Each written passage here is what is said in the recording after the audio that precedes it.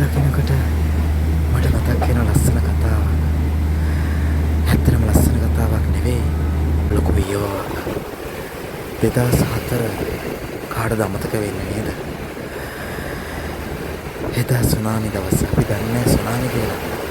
ඒත් එදායි ජීවිතේ අපේ කතාව ගොඩාක් අනිත් පැත්තට හැරෙවුවා. මම හිතන්නේ අපේ විතරක් නෙවෙයි, ගොඩාක් මිනිස්සුන්ගේ ජීවිත පිළිගත්තා. සාමාන්‍ය විදිහට මුල දකින අපි එදා හිතුවේ නෑ කවදාවත් අපේ ජීවිතේ මෙච්චර වෙනසක් කරාවි කියලා.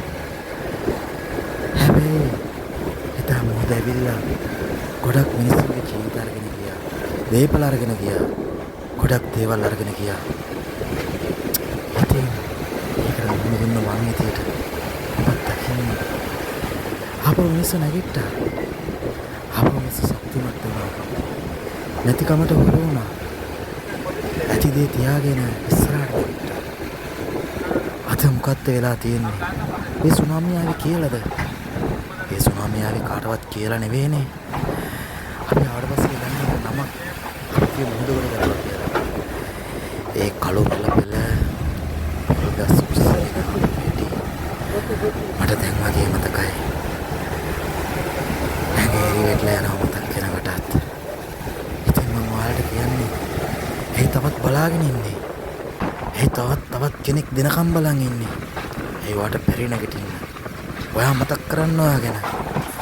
ඔයාගේ පවුලේ කෙනෙක්ට කරදරයක් වුණාම ඔයා මොනවද නොකරේ? ඔයා කරන්න තියෙන හැම දෙයක්ම කරලා යාළුව ජීවත් කරන්න, යාළුව ශක්තිමත් කරන්න හදනව නේද? නියම පිරිමියෙක්, නියම ධෛර්යයක් තියෙන කාන්තාවක්. මතාම එහෙමයි. ඔයාලත් නැගිටින්න. ඔයාලට පුළුවන්.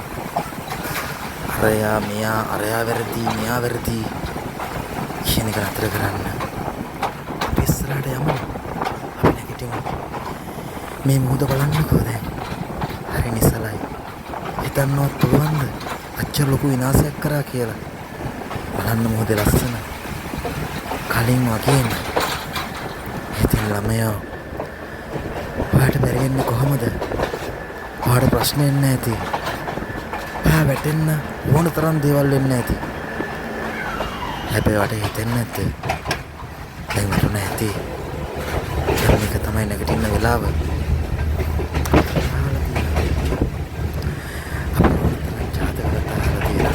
ඒ කතාවල තියෙනවා මේ කුණක් විකුණලා ඔසපත් වෙච්ච මිනිස්සු.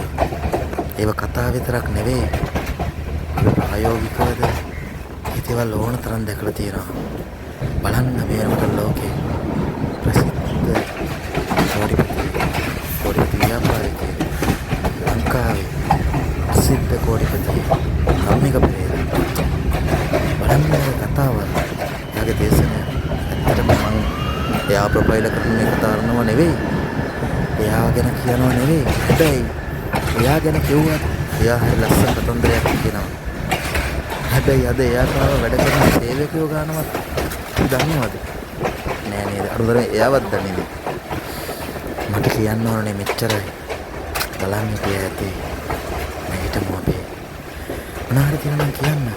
සමහර විට ඔයාලට කතා කරන්න කියන්න බැරි දේවල් සදාටම හිත ඇතුලේ හිර කරන් ඇති.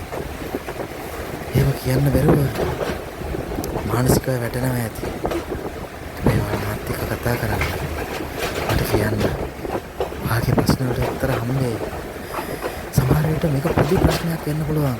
හැබැයි ඔයාලා ලොකුවට හිතනවා වෙන්න පුළුවන්. ප්‍රශ්නයකට උත්තරයක් හොයන්න ඕන, හිතන්න ඕන තමයි. හැබැයි වැටෙන්න ඕනේ නෑ. තේරුණාද? ඔයා නැගිටින්න යන්න. ඒ බලන් ඉන්නේ. මේ මුහුදට කලින් වගේ හැඩ ගහින්න පුළුවන් වුණා නම් ඔයාට බැරි